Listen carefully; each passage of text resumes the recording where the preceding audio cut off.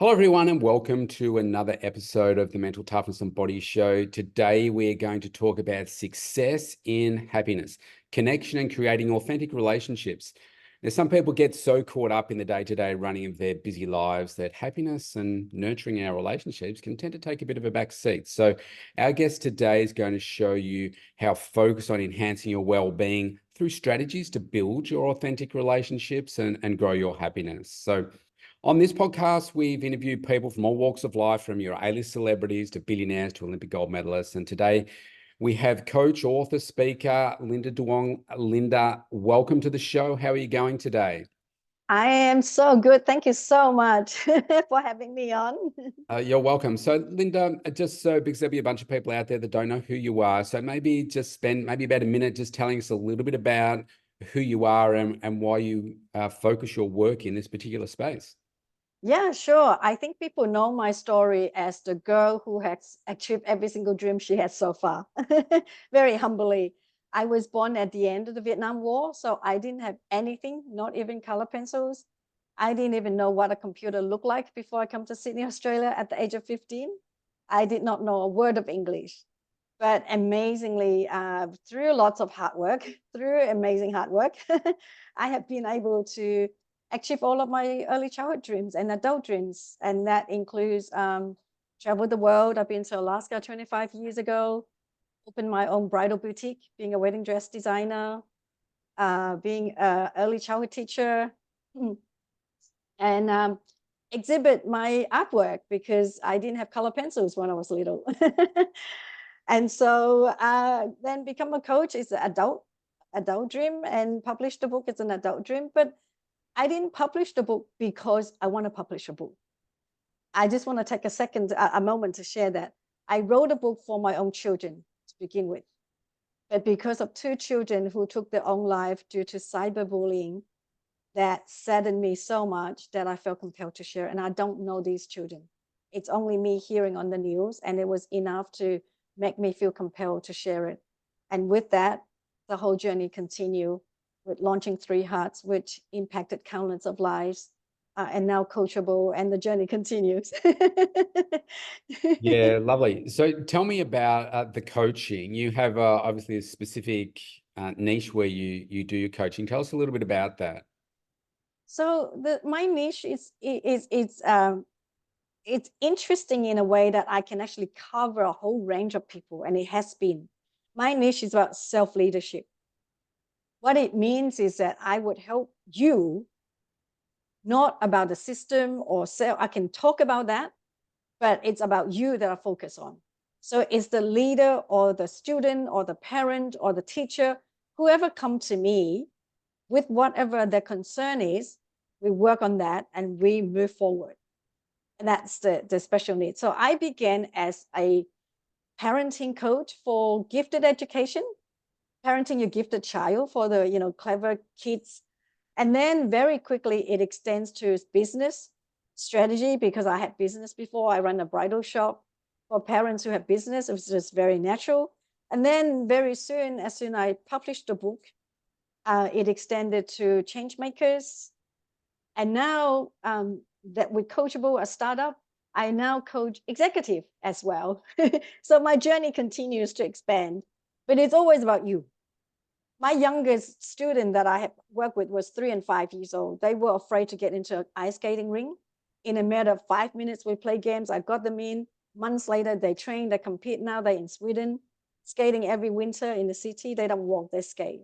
And so with executives, I help them with, fine tuning their strategies to have the teams more intact, so that everyone's not, distracted with their own goals, but like more a vision focus of the whole company. So I hope that explains that. Yeah, okay, nice. So let's drill into a little bit around that, the happiness and so forth. Do you think that as we strive as business owners and just success in our life, a lot of things can tend to take a back seat, and we get so caught up in the day-to-day just busyness of meeting after meeting, and whether it's like your business commitments, or even if you're working in a large corporate or a small corporate, small business, whatever, There are just a lot of commitments. And then we get out of work and then we go to home. And whether you've got children, partners, all that kind of stuff, it's just like go, go, go the That's whole time. right. Yes. And so I think to some extent in this day and age, we don't really think about happiness or becoming successful in happiness. But so many people will say, oh, what is your goal in life? I just want to be happy. I was like, okay, so what makes you happy? So do you think there is a trade-off between success and happiness? Can you achieve both? Can you achieve both? That's a big question. That's a great question. I believe you can. I'm striving to do that, right? For example, I haven't seen friends for a little while, and they say, Linda, you still look the same.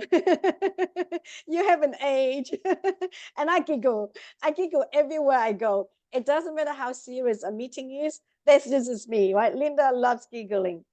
So I guess that's my one way of saying, yes, you can.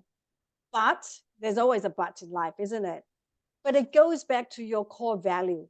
I have so many friends strive and focus on business and success and money and all of those, that their health taken a backseat and their happiness taken a backseat. So it seems like the society that we brought up with, it seems like we kind of like have separated happiness and the goal, the financial, the success. It does somehow it doesn't match up together. There seems to be this separation, and I really would like to help everyone to mesh it together. And to answer your question, I think so. Yes, I'm on that journey, and I hope I have illustrated you can. I am turning 54 in 2 months' time, and I'm still giggling like a child. And a lot of people have certain expectations, certain images that sets it like our rule that we go by, and so therefore sometimes it limits us. For example, business has to be serious. Yes, it has to be serious in terms of your intention, in terms of your work, in terms of your work ethic and everything. But who's to say you can't smile when you do a business deal, right? Yeah. Who's to say that it has to be all serious and heavy energy and that you can't be happy? I think that that's where we need to shift. So I'm on a journey where I really try to remind everyone to smile more, be happy, relax, even you have the serious meeting. I was talking to a multi-millionaire last night, right? And I was giggling the whole way through. And that's not to be funny, because the thing is that it was funny. And sometimes people think that it's a serious meeting, so I've got to be stern, I've got to keep it straight. I don't, because we spend so many hours at work. We spend more times at work than at home. Why don't we make that a happy place for ourselves? Yeah, sure. I think also there's an aspect of you don't have to like laugh and giggle and smile to be happy as well. I mean, True, obviously that's because people can true. fake that. Yes. And No, okay. That's a big point. We talk about authenticity here, mm, right? So I'll let you finish first. I no, I was don't going mean to. to be fake. I don't mean to just giggle and laugh and Oh, be no, fake. I'm not suggesting you are. I'm just, in Yeah. the world that we live in today with Yeah. social media and stuff, there's so much lack of authenticity around. But Yes. so I used to work in large corporates. I started my career as a chartered accountant, did that for Mm, 19 years, working in some big brands here in Australia. But it wasn't fulfilling me. And even though I would say, well, yeah, I was mm, kind of happy in the moments yes. and so forth, it wasn't really fulfilling me. And Mm, so you try and then find that happiness outside of the workplace mm, hours in relationships, children, hobbies, yes. etc., Yes. etc. That's right. One of the things that I find now is I remember running my own business now for 14 years. Like I'm happy every day. I work harder than I've ever worked before. I'm doing things, meeting people that I've never thought possible before. And there's a lot of happiness in that. And I Yes. do believe absolutely that you can Yes. achieve success and happiness because to me, one of the Yes. things that drives me, I mean, I'm older than you, but You don't success, look it. thank you. Success for me is about how do I keep getting the best out of myself? And there's happiness in that. Yes. Now, I'm not laughing all day saying, "Yay, look at me," but it's like it's that innate In internal happy. joy, the true That's right, joy. that Yes. happiness that Yeah. I get from that. Yes. So let's move on to because this next part might lead into the the authenticity. Yes, yes. Same sort of question when it Right. comes to relationships, because I think in order to be able to maintain those meaningful relationships, plus pursuing that professional success and so forth, sometimes, and your well-being, there can be trade-offs, because you can have everything but maybe not have it all at the same time. And I think what we see a lot of in if you follow like highly like the most successful people, whether it's in business, wealth creation, whatever in the world, even in sports, you see that at some point in their relationships tend to suffer, whether it's their personal relationships, other relationships and stuff, because they haven't been able to perhaps master Yes. the whole thing. So perhaps what's your view on being able to, again, achieve that? And what are perhaps some tips that you've got to help us be able to achieve authentic relationships, but also achieve what it is that we want to, but make sure those relationships are meaningful? I think one of the fundamental thing that we need to do is slow down. Truthfully, right? Our lives are getting way too busy. We're getting way so busy that we don't even have time to understand our feelings, to have a moment to know how we feel. And so then therefore it's hard to translate that to your partners or spouse, or to relate to them. Like we go, like you said, at work you go, and then you come home, there's other chores, there's kids, there's other things, there's all of those. I think the main thing is what very, very basic fundamental thing is to make time to really be with ourselves. When we have time for ourselves to collate our own emotions, to regulate our own emotions. For example, you have a hard day at work, it's so stressful, you come home, you get all grumpy. And then that energy passes to all the family around. And So so if when I we, maybe if I just jump in there. So sure, on that point, because a lot of people talk about that, like, oh, you need to have work-life balance and all that kind of yeah, stuff. yeah, yeah, yeah, So on that particular point, yeah. what's your recommendation for a strategy for, like, people come home and they should just take out that time for themselves immediately or as soon as possible to be able to, like download whatever? Go and walk around the block one round at least before you come home. If you have a really, really bad day, a really heavy day, don't come through the door straight away. Mm-hmm. Go walk around the block. Go walk around the block at least one round, even just 3 minutes, 5 minutes, 1 minute. Just adjust yourself. So Adjust yourself before you enter the door. my perception of most of my clients are, well, probably it's about 60% of my clients are women. So I see this a lot because I work in the health and wellness space. Most women do not prioritize themselves very well at all. So they put their kids, their partners ahead of themselves, their career, all that kind of stuff, ahead of looking after their own health and well-being, and taking that time out is a really important one. What's your read on that? Because I'm always saying to them, you have to put yourself first. Have to. So, Have to. because men are really selfish, and I can say that because I am one. But generally speaking, men are more selfish. They say, "Well, I'm going to the gym, or I need to do this," and bang, they just say, "I'm just doing it," as Yes. if Yes. it's like, I really don't. What they're not saying Yes. is, I really don't care about you. I'm Yeah. doing this. You sort the rest out. But Yeah. most women will not do that. I know I'm a woman myself, right? But luckily, I have trained myself to be really disciplined. That once I've done cook my dinner, right? Luckily, the kids are older now. Once I cook my dinner, you guys are look after. I'm out. I'm out of the house. I go for the walk. Now, if you are in situations where you can't get out of the house, do journaling. When you wake up early or you stayed up late before you go to bed, do journaling. Write it, write it, write it. Just don't think too much, just brain dumping kind of. And what do Do you think that journaling. does? What it does is that it gives us a chance to download our mind, download all the heaviness, and then it actually elevates the emotions as well. What we want is mind clarity, to declutter our mind and to lighten up our heart. That's two things is most important, especially if you're a mom. If you're a mom and you have clouded head, you get really frustrated with the kids, and the kids will feel your energy, right? If you have a heavy heart, the kids will feel it, and the husband will feel it, and everybody will feel it, right? Any leader, right? Even if you're a dad, it's the same. Whatever we feel, it doesn't just stay with us. Whether you're happy, unhappy, grumpy, frustrated, your energy expands to other people. And so then therefore, if you are a mom and you feel that it's hard to take care of yourself, at least think about it for the kids. If you do this, it'll be better for the kids. Then that will give you the motivation to do it. Yeah, nice. So I Yes. interrupted before, but we were starting to talk about authentic relationships. So with maybe I'll rephrase the question now.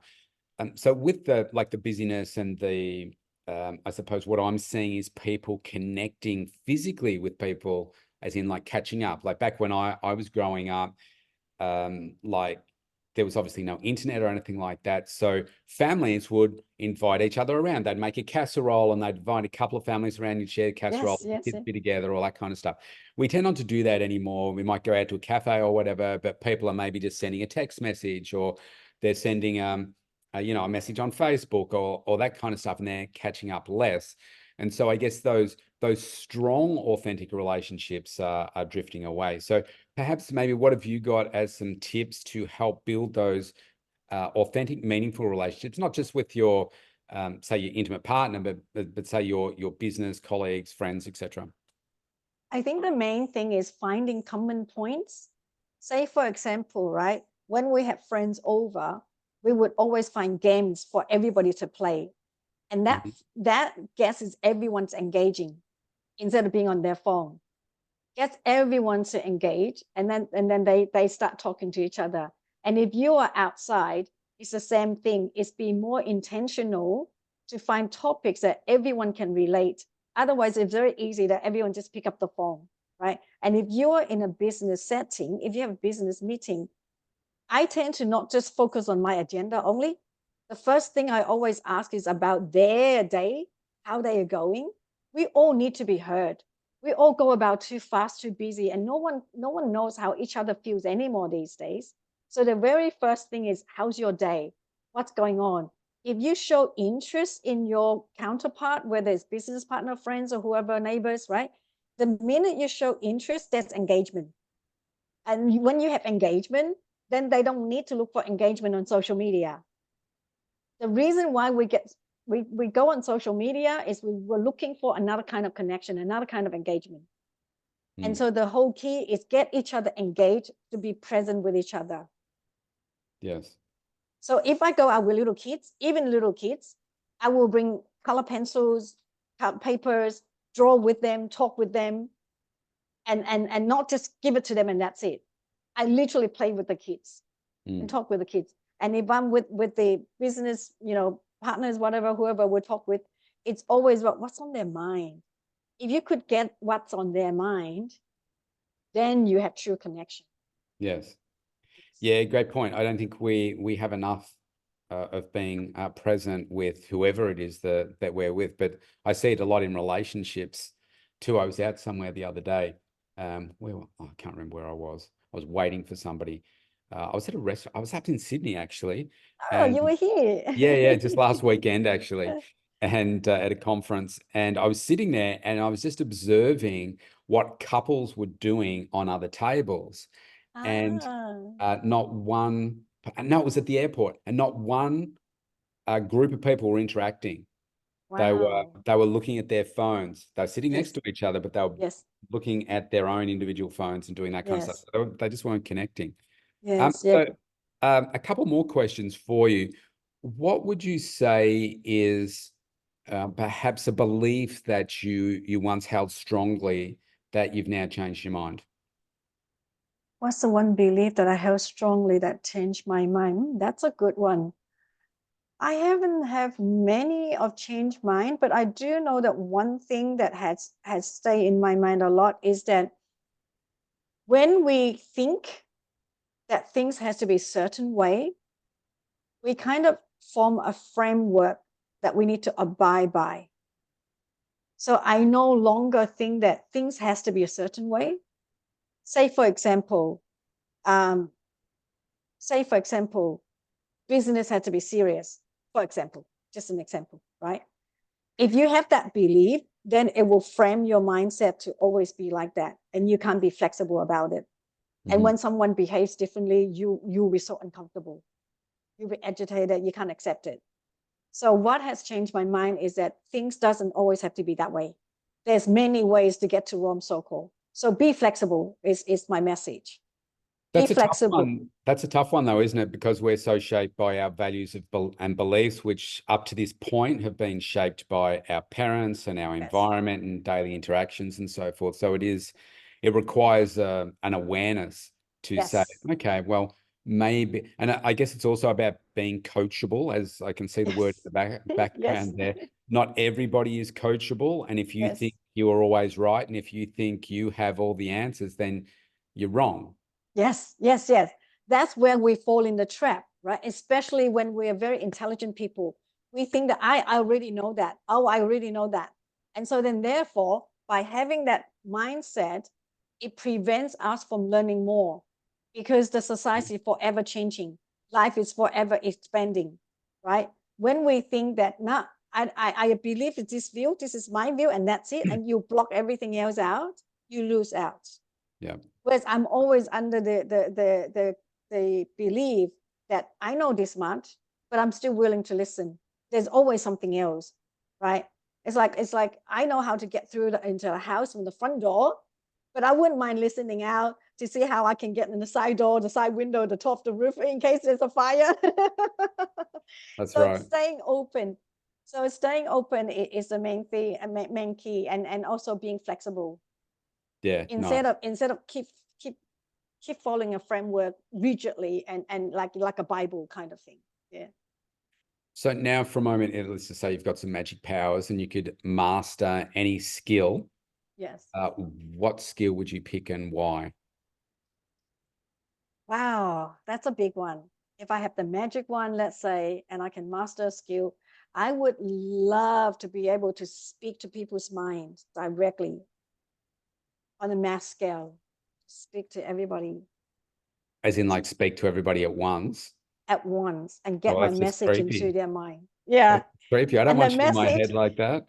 the message I want to speak to is three hearts. Okay. Just embrace three hearts. Heart number one stands for love and connection for ourselves. Heart number two is love and connection for each other. And heart number three is love and connection for the universe. Even if you're in business world, you need the three hearts. Because if you love yourself more as a leader, you have more love and compassion for your colleagues, for your staff, for your family, then that can extend to the universe, environmental, animal, whatever that you care about, right? But more so, the reason why I want to be able to speak to everybody at once is because the message, the underlining message of three hearts really gives you the power to world peace. Let me explain how and why. When we have love and connection for ourselves, we are more comfortable with our skin, so-called, so to speak. And when you're more comfortable with yourself, when you're more accepting of yourself, you accept others easier, better. You have more room and love and compassion for others when you have it for yourself. With that, minimize conflicts, differences, bias, racism. That alone can already give us a lot of peace. Now I tell you, even if we stop all the wars outside, there's still a war in the head, a war in the heart, a war in the family, a war in the neighborhood. Isn't it true? Mm.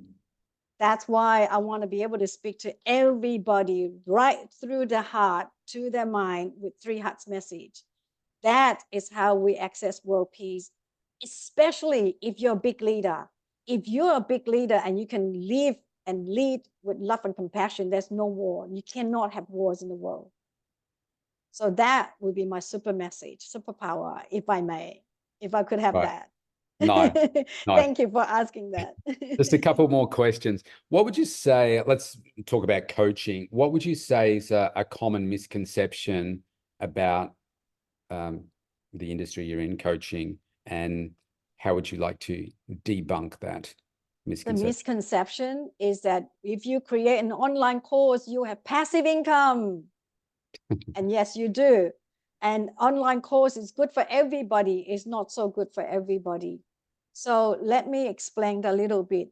Online course is very convenient when we cannot attend live. When you have a teacher in Washington, D.C. and a student in Sydney, that's beautiful, right? But sometimes online course actually does its disservice. I don't know if you have, but I have. There are many times I thought, oh, I need that course. I bought it, but I never used it. Did it. Mm. Yes, that's one myth. Okay. The other myth about create an online course and you have passive income. Well, before you do that, you have to design the curriculum. You have to do the video. The video editing is not that easy because when you're teaching, it's different than us talking casually, right? You have to find a platform that hosts it. And then you still have to be able to drive the traffic, do online digital marketing before the passive income come, right? So that is just half true, is what I'm thinking. Mm-hmm.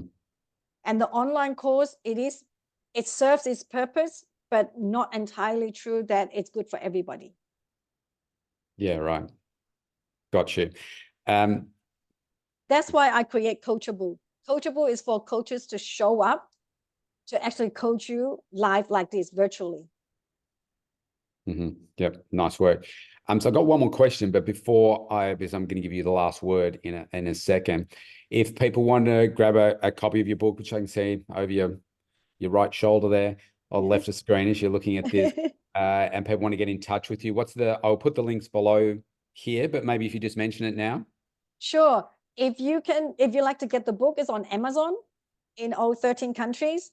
If you like to get a free chapter, the introductory chapter of the book, Life Has Changed from that as well, you go to lindaduong.com.au and you can get a free introductory chapter.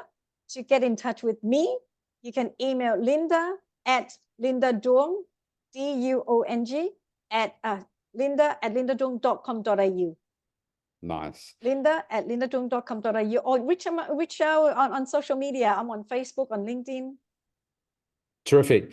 Thanks, Linda. So I want to give you the closing word. Maybe if you could tell, like if you've got one piece of advice you'd like to give the audience right now, what is it that you would like to tell them? I like to remind everybody to never, ever underestimate the power in you. If I could share a photo next time when we talk, the photo, you will see this little girl at the end of the Vietnam War. I didn't have anything, not even color pencils. But now, humbly, with my book, with Three Hearts, with everything else I've done, it has impacted countless of lives. And so I just want to encourage everyone, whatever it is that you want to do, whatever wish and goals that you have, just go and do it. And even if you are just a student, don't think that you don't have the power to make change. You can help a teacher become a better teacher. So never, ever underestimate the power in you. Great advice. Thanks so much, Linda, for today, everybody. Please go and reach out to Linda. Please tell her how much you enjoyed this podcast. Grab a copy of her book and connect with her on social media. Thanks so much for today, Linda. And thank you so much for having me. Thank you. Thank you so much. Thank you. Bye for now.